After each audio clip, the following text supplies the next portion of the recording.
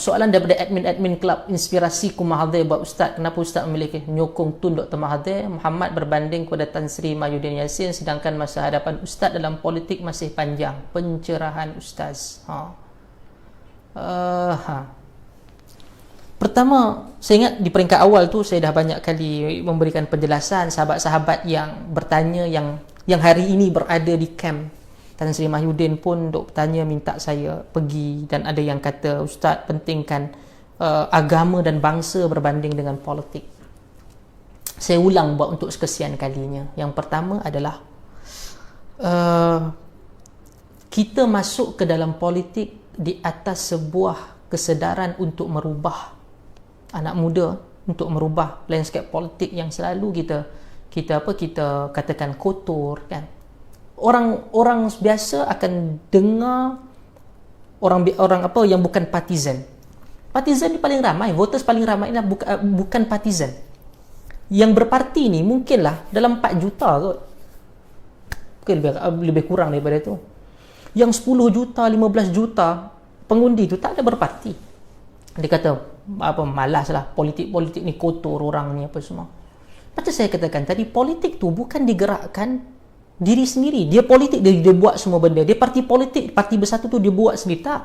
Yang menggerakkan dia adalah orang yang di dalam pengurusan tu. Apabila kita menerima politik khianat, politik tipu menipu, tidak jujur, maka berpanjanganlah.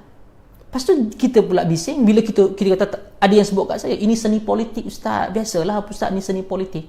Kita yang menolak, yang mengatakan ia kotor, tiba-tiba kita membenarkan perkara ni berlaku. Kita hanya memanjangkan mata rantai terhadap politik yang kita anggap sebagai kotor, tidak jujur dan busuk. Mengapa saya memilih Tun? Kerana pada pandangan saya adalah bukan kerana Tun sahaja, tetapi apa yang dipegang oleh Tun. InsyaAllah saya beranggapan Tun akan meneruskan pendirian itu sehinggalah kepada akhir untuk menyelamatkan Parti Bersatu.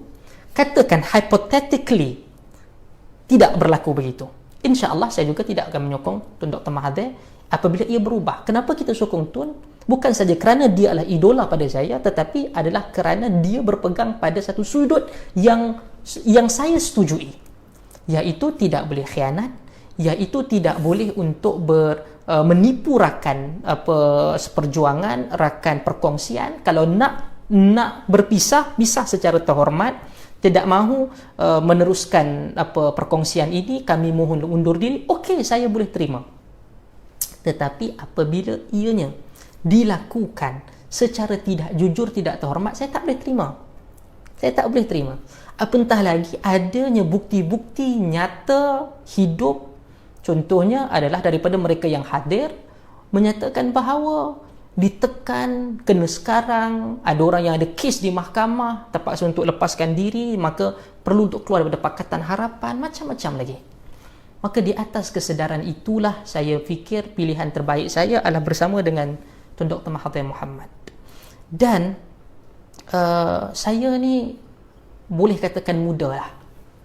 Saya lahir 1988, maksudnya tahun ni 32-33 November 1988. InsyaAllah mohon pada Allah Ta'ala panjangkan hayat saya dengan keberkatan dan keimanan, kesalehan kepada Allah Ta'ala. Panjang hayat kita, ada lagi panjang insyaAllah. Hayat politik juga panjang. Kita nak dikenal sebagai apa? Kita nak dikenali sebagai apa? Kita nak mati nanti, kita dikenang sebagai apa?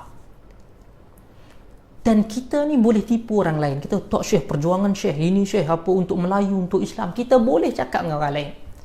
Tetapi yang kita tak boleh tipu adalah Allah Azza wa Jal dan diri kita sendiri.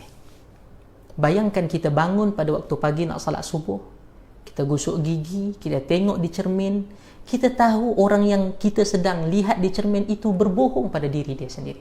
Kita makan daripada hasil-hasil yang tidak sah. Dan kita tengok kita sentiasa menipu diri kita. Dan itu tidak menggembirakan diri saya secara peribadi. Orang lain itu terpulang. Maka saya akan mati dan semua orang akan mati dan kita akan hidup dalam alam barzakh, kita akan dibangkitkan di hadapan Allah Subhanahu wa taala. Saya punya pertimbangan yang terbesar adalah Tuhan saya. Okey? Marwah, keluarga, ya, dan diri saya sendiri. Bagaimana saya nak berjalan?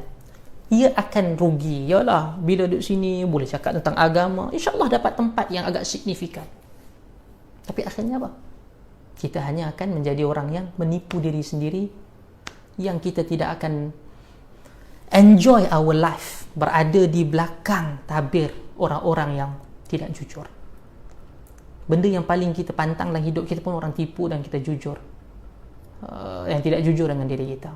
Kemudian kita menipu diri kita sendiri. Lepas tu saya kata, sahabat-sahabat sekalian dirahmati Allah, kuasa ni dibagikan semut, saya katakan tadi, bagikan gula, orang akan datang. Ada di kawasan saya, kawan-kawan saya dulu cakap, oh kita bersama Tun Ustaz, kita bersama Tun, kita begini. Hari ini tiba-tiba dah tengok sana ada lantik sini, ada yang dapat situ, ada yang dapat sini. Berubah. Sebab tu kalau katakan nak dapat manfaat, insya-Allah saya tak berada bersama dengan Tun, saya berada bersama dengan camp satu lagi.